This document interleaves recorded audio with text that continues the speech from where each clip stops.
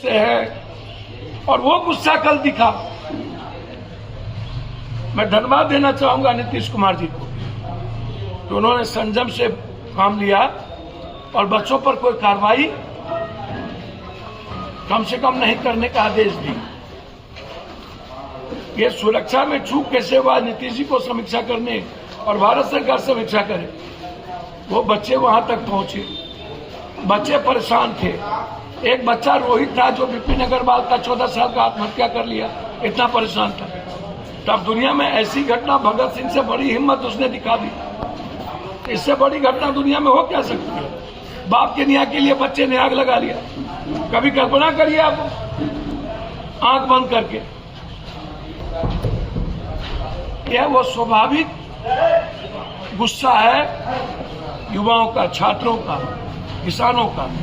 या लगातार जो गुस्सा बढ़ रही, लेकिन इस ऐसे तरीके, इसके पीछे वो बच्चा ही नहीं होगा, कुछ कारण होगा। उसकी जानकारी समाज के बीच आनी चाहिए या उसको बच्चे के लाना चाहिए। और इससे बड़ा बड़प्पन नीतीश जी ने दिखाई। क्षमा मांगना और क्षमा करना, ये दुनिया में सबसे बड़ी महानतम से मानताओं का व्यक्तित्व का काम होता है। लेकिन हम नीतीश कुमार जी से आग्रह करेंगे, जो गुस्सा, लगातार नफरत और जो सोशल मीडिया पर कैंपेन आपके खिलाफ चल रहा है, आपको इसको जरूर गंभीरता से देखना चाहिए। आप एक तरफ विकास की बात करते हैं, बगैर मनुष्य के या बगैर इकोनॉमी के या बगैर किसान के, बगैर किसान के तरक्की के, बगैर बाजार और मंडी के, बगैर न्यूनतम मूल्य के, बगैर महंगाई को रोके 110 रुपया से क्रॉस कर दिया पेट्रोल डीजल, 1158 रुपया हो गया गैस। अब इस पर गंभीरता से सोचनी चाहिए। हम लोग की लड़ाई महंगाइयों के खिलाफ जारी है। हम लोग की लड़ाई, हम कोशिश करेंगे इन सब की फाइल बने बिहार में, उसमें मैं लगूंगा। हाईकोर्ट और सुप्रीम कोर्ट भी जा रहा हूं। मैं उम्मीद करता हूं अभी जितने साथी यहाँ पर मौजूद हैं, हमारे पार्टी के जितने सीनियर पदाधिकारी, मुखिया जी, जिला पार्षद, सभी लोग, अब जो प्रकरण है, ये मेरी बातचीत भी हो गई है। उन्होंने कहा कि मैं गंभीरता से चीज़ों को देखता हूँ और देख रहा हूँ। मेरे नॉलेज में ट्रांसपोर्ट मिनिस्टर से भी, क्योंकि वो मालवाहक की जो लाइसेंस है ट्रांसपोर्ट का, वो उनके द्वारा भी, हरजीत कौर के द्वारा भी जो माइंस का उसमें मामला है, और यह केस 302 का और कई अनलीगल और सरकार के राजस्व की घाटा जो लगातार हो रही है, उस पर सालों से, और फिर इस बार जो टेंडर हो, उसको मैं थोड़ा विस्तारित, अभी तत्काल मैंने CBI इंक्वायरी की मांग की है। ये आप लोगों को अभी मिल जाएगा, जो सभी प्रेस के साथ। दूसरी चीज़,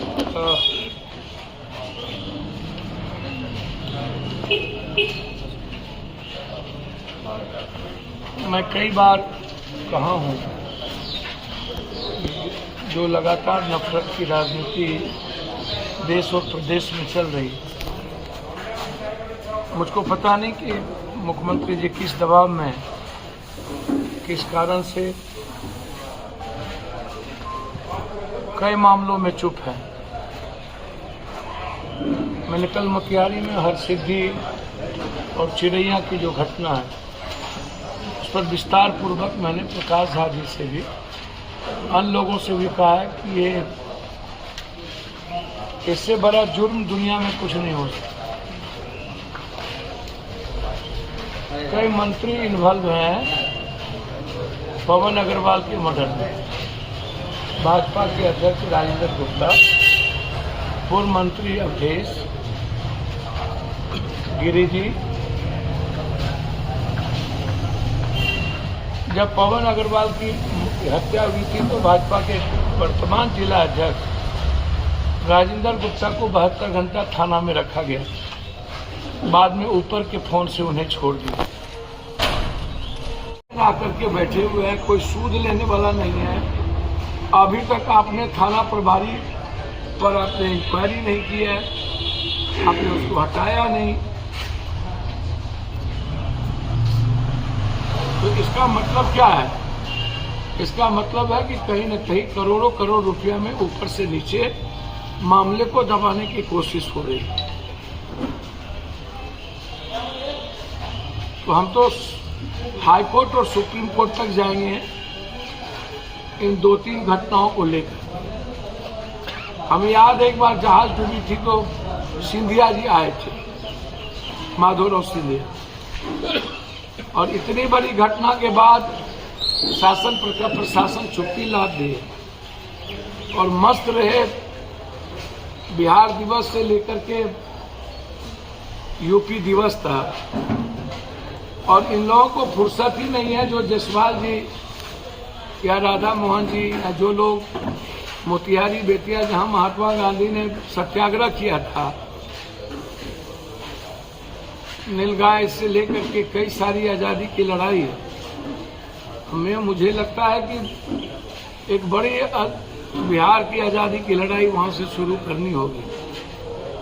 इन जमीन माफियाओं के खिलाफ एक बड़ा अम्ब्रेला और फोकस हो चुका है, जिसमें सबसे ज्यादा पैसा नेता पदाधिकारियों का इन्वॉल्व है। माफिया और दलाल ये चारों, लेकिन पैसा इन्वॉल्व।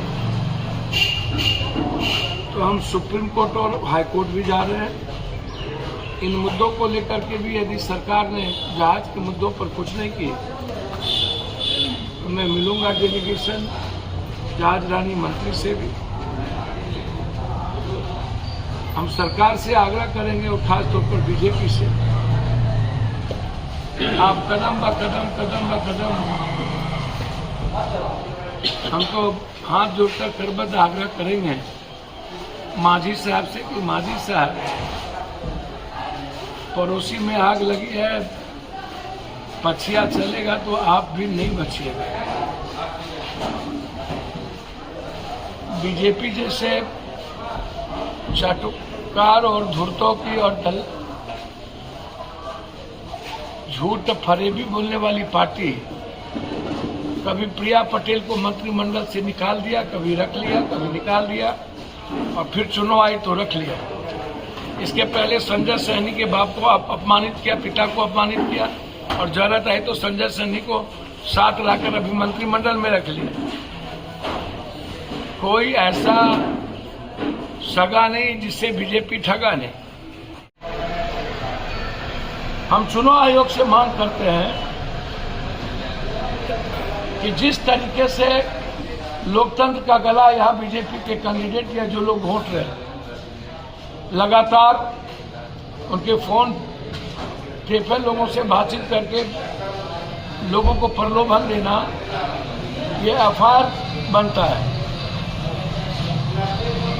और हम लोग लगे हुए हैं, यदि कोई भी कैंडिडेट जो यहाँ पर बैठे हैं और हमारे जनप्रतिनिधि के सम्मान और स्वाभिमान के साथ खेल करेगा और पैसे का लोभ दिखाना चाहेगा, जो नियम के मुताबिक बिल्कुल गलत है, संविधान और कानून के नियम के मुताबिक। मेरा बिल्कुल आरोप है कि यहाँ पर वीडियो अनपदाधिकारी PMPO जो मनरेगा देखता है, वो लोग चुनाव को प्रभावित कर रहे हैं।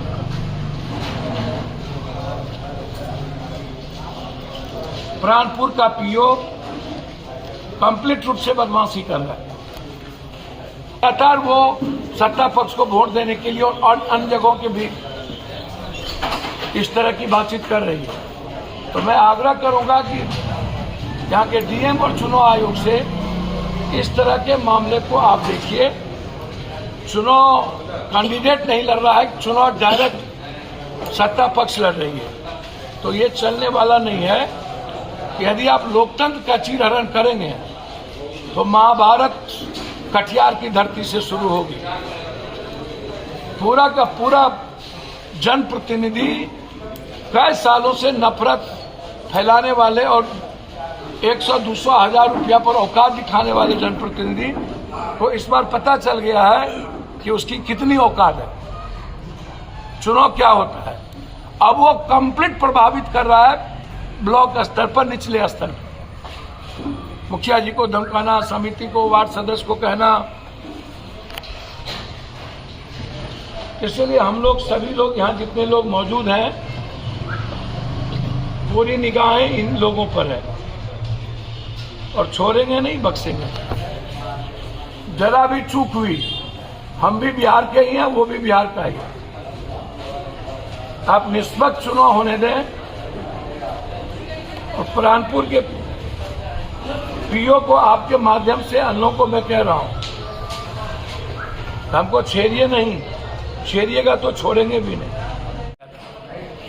और फिर नीतीश कुमार जी का स्वभाव है, शांत है, थोड़ा सा पेशेंस, अब उम्र हो गई है, कभी कभी पेशेंस लूज स्वाभाविक मनुष्य का स्वभाव बन जाता है। वैसे वो पेशेंस लूज करने वाले लोग हैं नहीं, अस्थिर और गंभीर लोग हैं। लेकिन अब बीजेपी उसको भी वायरल करती है। वो यदि शिष्टाचार में झुक भी गया तो कहती है कि झुक गया, झुक गया, झुक गया, झुक गया, झुक गया। तो बिहार का संस्कार है झुक करके, पैर छू करके। वो संस्कार नए यंग जनरेशन में खत्म हो गई है। तो बीजेपी सहमत का खेल खेल रही है। कल ही जो घटना घटी, या चिट्ठी जो बीजेपी ने लिखा मुकेश सहनी को निकाल देने के लिए, तो खंजर में, आप पीठ में, अब मुकेश जी को ये सोचना पड़ेगा कि अब मुकेश जी, आप अभी आपको ये निकलवाया है, अब आपको इंक्वायरी करवाएगा। ये बोलना शुरू कर दिया कि जितना मंत्रिमंडल में उसकी फाइल खोलेंगे, ईडी से जांच कराएंगे। तो बीजेपी का तो काम है सीबीआई से लेकर के जिसकी लाठी उसकी भैंस, चित भी मेरी, पट भी मेरी। नीतीश कुमार जी गठबंधन धर्म का पालन कर लिए, लेकिन मांझी साहब तो आप तो बहुत गड़बड़ियां कर रहे थे, आप और मुकेश जी। तो ऐसे समय में मुकेश जी के साथ आप अकेला हो गए। कल के दिन आपको कहां बकसने वाली है बीजेपी, आपको भी तोड़ेगा और जदयू को भी तोड़ेगा। एजेंडा है अकेला बीजेपी की सरकार बनाने।